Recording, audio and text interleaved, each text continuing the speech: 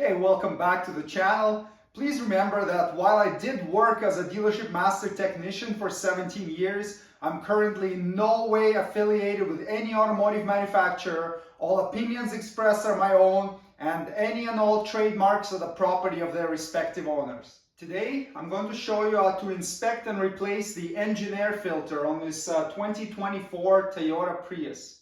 Start by opening the hood.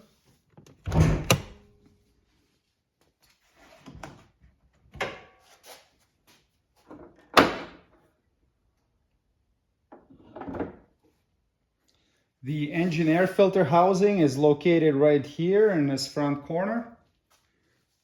Open these two clips right here.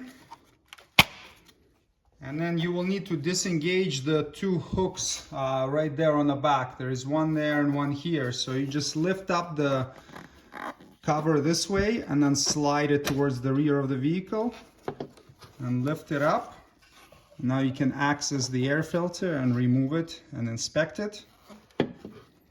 So take a look at the air filter. This one is very clean. If you see it's starting to get really gunked up and full of dust and dirt and you can't see any light through it when you look at it, it's time to replace. They usually need to be replaced approximately every 30,000 miles in my experience, but it will vary based on your environmental and driving conditions.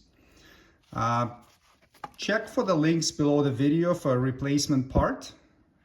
And if you need to replace it, open the cover, insert the new filter in there. And now when you're reinstalling, these are the two tabs you have to line up with the cutouts right here in the back. So angle it slightly, slide it backwards, press down on it, and now clip the two clips.